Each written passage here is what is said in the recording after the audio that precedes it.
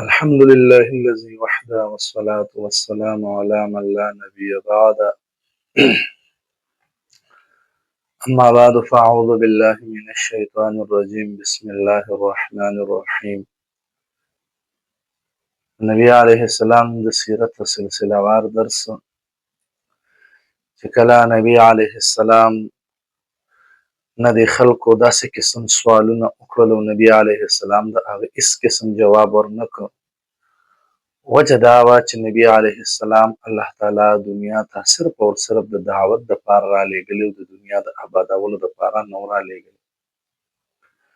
ورنه یو واقعه د عمر رضی الله تعالی عنه په باره کې راځي چې عمر رضی الله تعالی عنه یو ځل نبی علیه السلام ته وایي په یو پوزي باندې هغه ملاست و او هغې هغه داغونه د نبي علیه السلام په ملا مبارکه باندې و.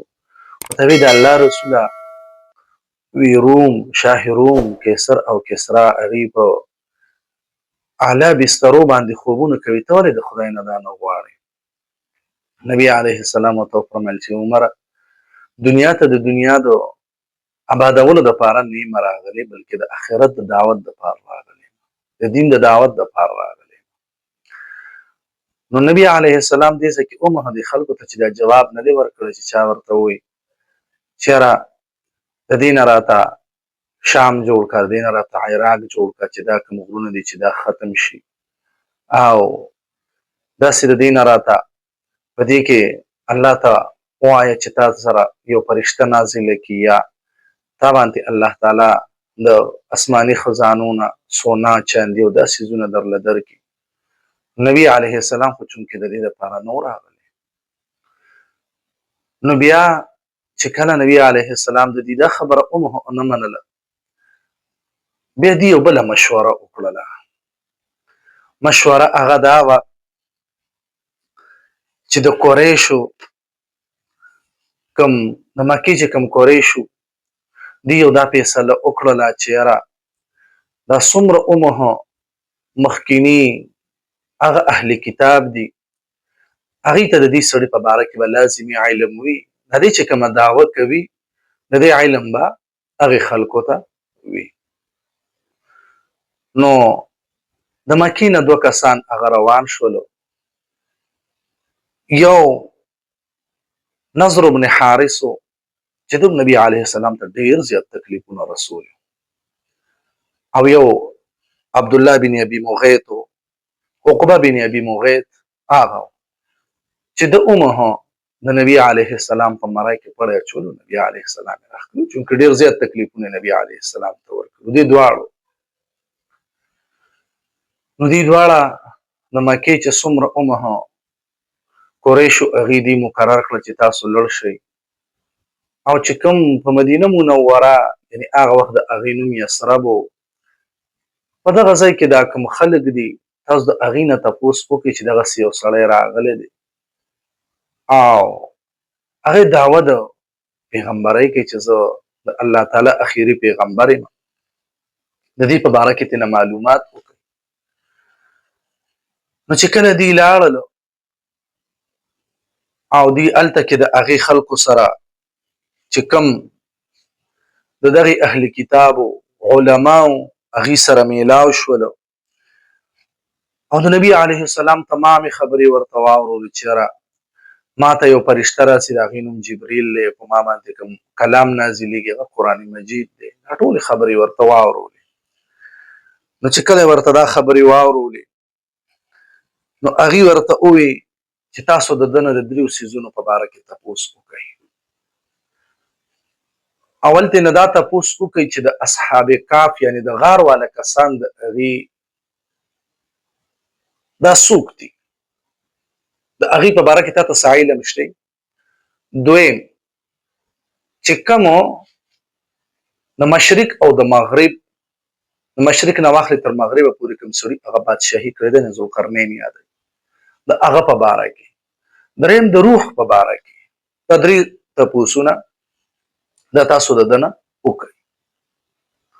نو که چېرې دې سړي تاسو ته د دریو واړو جوابونه راکړل پیغمبر نه دی، که چېرته دې سړي تاسو ته د یو سوال جواب درکو د دوه درنکو بیا پیغمبر نه دی.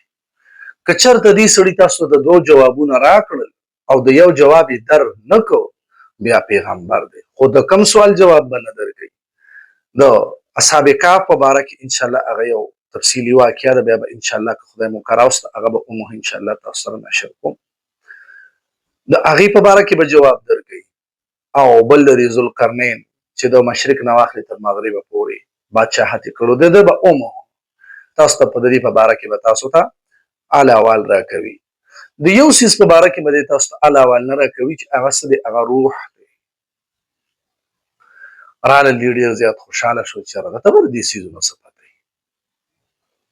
چې کله دې رالل دې ډېر زیات خوشحاله شول چې کوم د دې منتظرو یعنی انتظار چې کله دغه خلک د مدینې منورې نه دي د یثرب نه راواپس شول او د یثرب نه په راواپس کېدلو سره دوی رالل دې خپلو مشرانو ته هغه سوالونه وړاندې کړل چې موږ ته د اهل کتابو مشرانو دا سوالونه راکړي دي چې تاسو که چېرته دا حقیقت کې پیغمبر وي دا درې سوالونه تپوسونه ترې وکړئ، دوی به تاسو سره دې جواب درکړي. او په دې کې به د دوه جواب درکوي او د درېیم سوال جواب به هغه نه درکوي.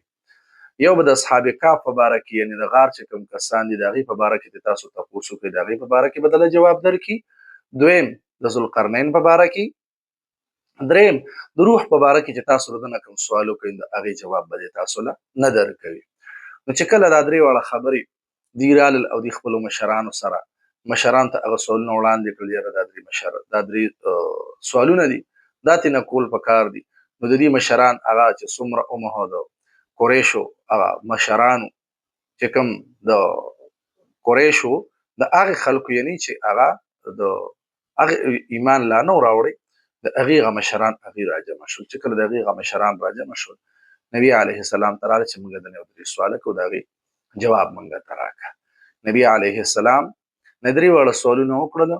نو د بشریت په اقتضا باندې د نبي علیه السلام ته وفرمایل چې زه به راته سبا جواب راکړم، خو د بشریت په تقاضا باندې په اقتضا باندې نبي علیه السلام نه انشاءالله ایر شول چې د هغې د وجې نه سرزي وحي هغه لیټ شوله. ځکه چې نبي انشاءالله عام دا خو یو مستحب دی، خو لیکن د پیغمبر دپاره ډېر اهم او ضروري دی. هغه د نبي علیه السلام نه هغه انشاءالله لفظ هغه ایر شوی. او علما لیکي عموما که چېرته بنده یو کار کوي او د یو کار اراده دې کړې وي انشاءالله دې نه دي ویلي، نو چې کله درته رایاد شه نو د هغې نه بعد انشاءالله وایي. خو په نورو امورو کې هغه امور چې کله په هغې کې جدایي راځي نو په هغې کې بیا انشاءالله ویل هغه پکار نه دي، بلکې انشاءالله متصل. او که نه که چېرته متصل بنده یو د نیکۍ کار کوي او هغې کې ترې نه هېر شي بیا ورته رایاد شي چې ما د دې کار اراده کړې وه او زما نه انشاءالله هېر شوي، نو انشاءالله دې بیا باد کوي. الله تعالی به ورته د هغې په هغې امورو کې د اسانۍ معامله وفرمایي. نبي علیه السلام نه دې ځکه انشاءالله هېر شو چې زه به سبا جواب راکوم. د هغې د وجې نه یو څو ورځې وحي هغه ایساره شوله او بیا د سوره کهف ایتونه هغه نازل شولو. او چې کله د سوره کهف ایتونه نازل شول نو هغې کې دغې واقعه طرف ته چې په هغې کې د سوره کهف یعنی دا کهف هغه د غار هغه واقعه او د ذوالقرنین واقعه او د روح په باره کې چې کل الروح من امر ربي چې دا روح دا څه دی، دا خو زما د الله تعالی حکم دی، بس چې چاته یې وغواړي مطلب چې چا نه واخلي نو بس هغه ته بیا خلک مړی وایي، چاته چې ورکړي نو هغه ته بیا خلک ژوندی وایي. هغه الله تعالی یو ژوند ورکړي لکه یو ماشوم پیدا شي دا روح دی، الله تعالی دته روح ورکړو او مثل د روح شو. او یو بنده مړ شي بس هغه روح دی نه الله تعالی لرکړو بیا ورته خلک څه وایي مړی ورته وایي جسد ورته وایي. نو د دغې د درې واړو جوابونه ورته هغه نبي علیه السلام بیا د دوه جوابونه ورکړل او د درېیم جواب یې ورته ورنکړو. اوس دا وحي ولې لیټ شوي وه، وجه څه وه؟ په هغې کې عموما د الله تعالی د طرفه حکمت و. حکمت دا و چې که چېرته نبي علیه السلام دې ته دا جواب ورکړو فوراً یې جواب ورکړو بیا به دې وي چې وګوره دا خو سم غټ کاهن دی، موږ له سوال نه دی کړی چې بیا موږ له جواب راکړو. نو په دې وجه باندې یو حکمت. دویم حکمت نبی علیه السلام چې دې دا جواب نه دی ورکړ دوی خو نبی علیه السلام ته نسبت د ساحر کو چې دا جادوګر دی یعنی دته د هر یو څیز پته لګي العیاذ بالله. نو بیا به اومه دي خلکو وي چې او یاره دا خو موږ تر اوسه نه منل، اوس خو دا په حقیقت کې څه دی، ساحر او جادوګر دی. نو چې کله دا 3 ورځې دا وحي هغه لیټ شوله چې د دې خلکو په ذهن کې دا خبره الله واچي چې دا سړی ګورې وما ينطق عن الهوى ان هو الا وحي يوحى. الله تعالی قران کریم کې په خپل باندې فرمایي چې د خپل ځان خبرې نه کوي، بلکې دی خو چې سوي نو هغه خدای ته د وحي په ذریعہ باندې هغه ورکول کیږي، هغه وحي د تاسو ته وړاندې بیانوي. نو صرف په دغه وجه باندې په دې کې حکمت دا و چې دغه خلکو د ذهن نه دا خبره اوزي چې دا سړی کاهن هم نه دی، دا سړی جادوګر هم نه دی، او دا سړی ساحر هم نه دی، بلکې دا د الله تعالی پیغمبر دی چې کومه دعوه د کړې ده د په خپل دعوه کې صادق هم دی او د په خپل دعوه کې امین هم دی. خو لیکن د هغې نه باوجود هم دغه خلکو هغه بیا ایمان را نه وړو.